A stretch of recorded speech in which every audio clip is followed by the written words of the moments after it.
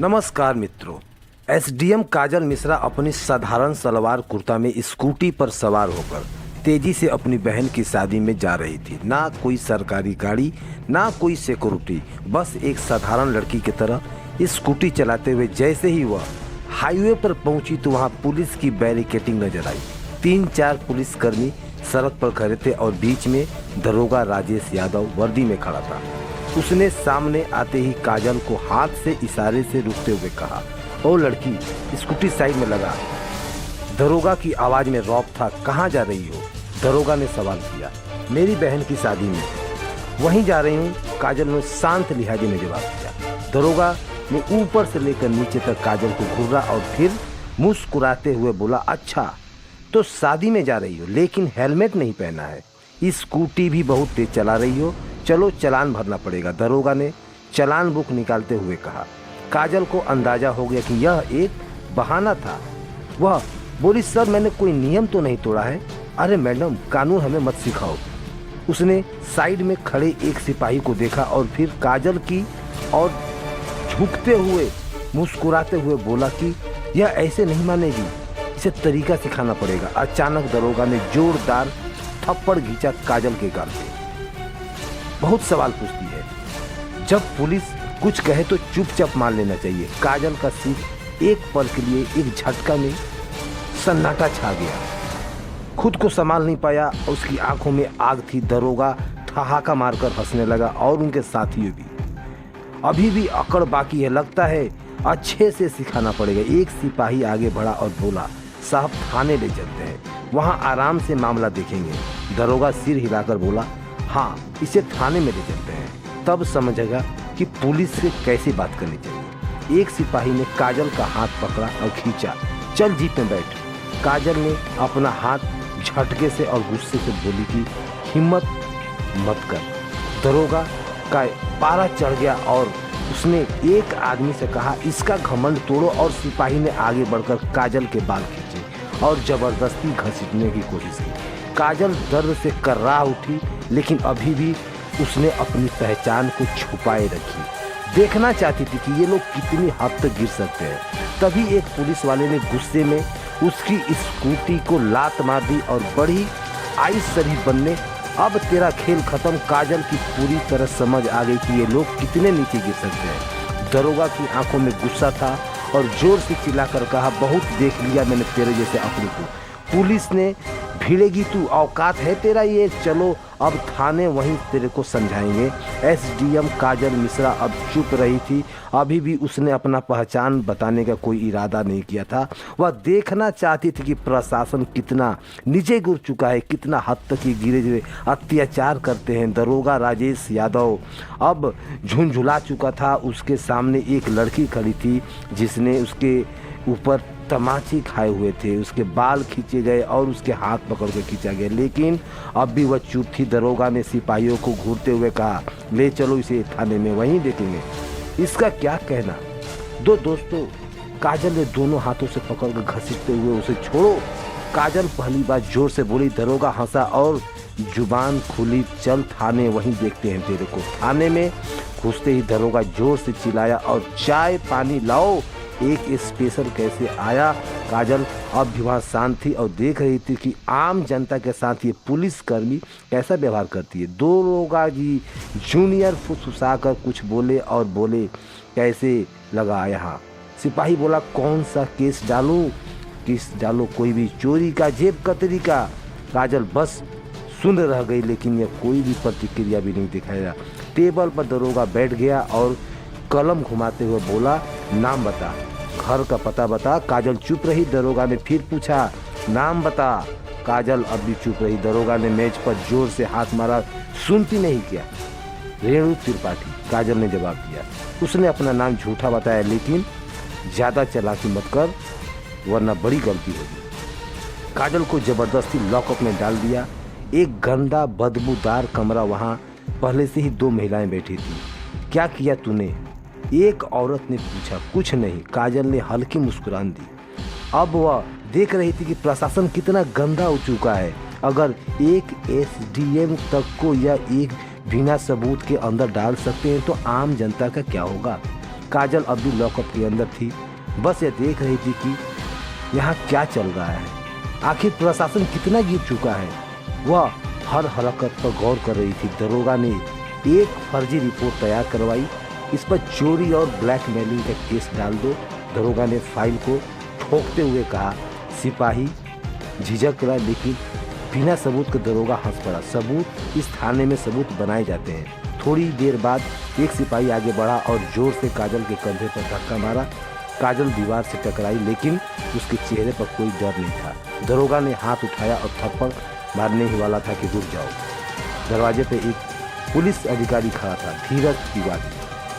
थाने में उसका छवि थोड़ी ईमानदारी का था, अफसर भी था, और उसके थाने में अंदर महिलाओं को देखा। उसकी हालत देखकर उसके माथे पर शीशा आ गया। यह सब क्या हो रहा है? उसने सख्त आवाज में पूछा। दरोगा राजेश यादव मुस्कुराया।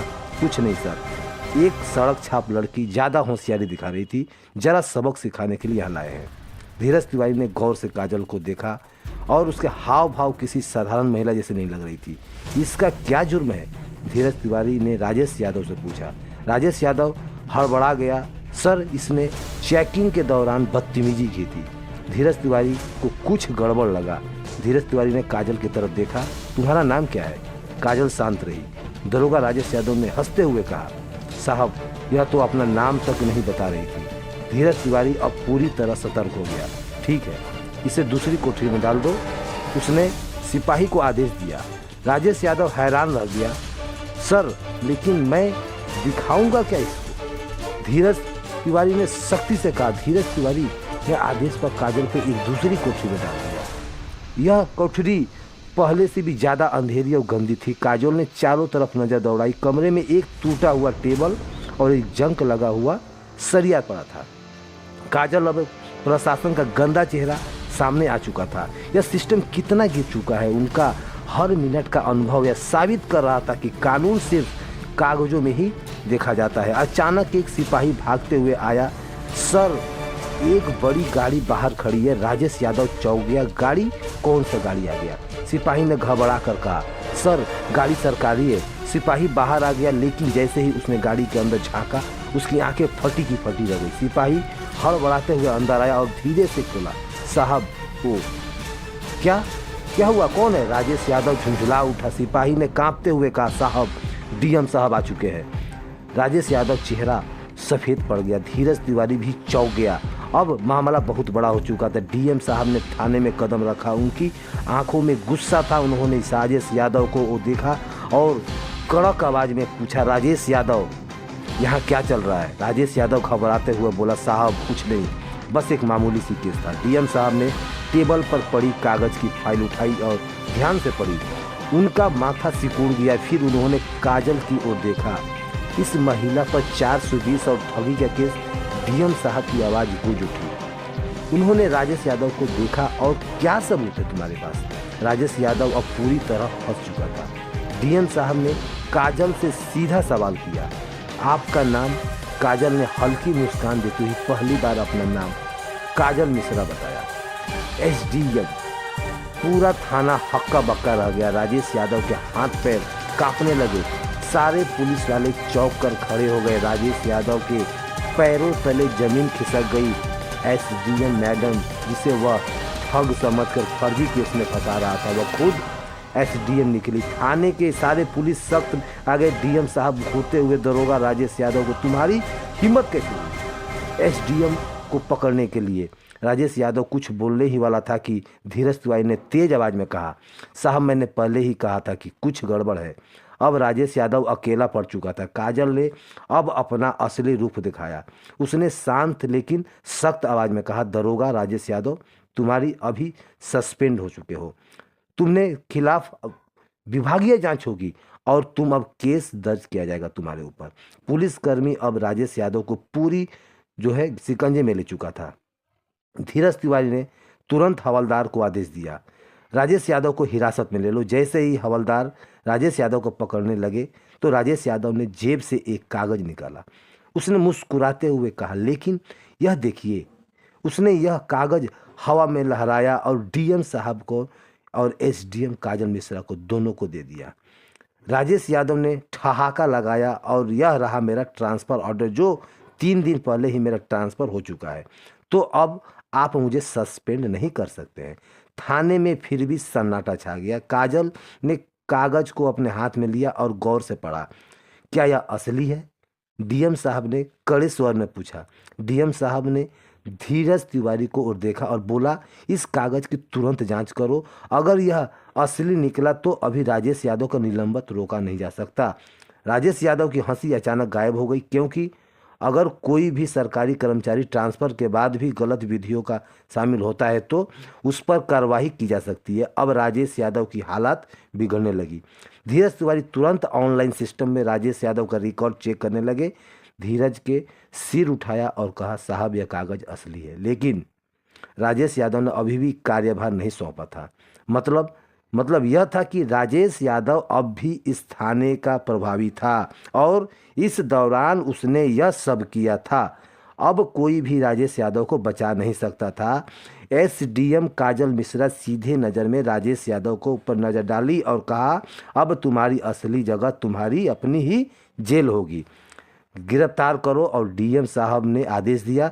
जैसे ही राजेश यादव को गिरफ्तार करने का आदेश हुआ, पूरा थाना हिल गया।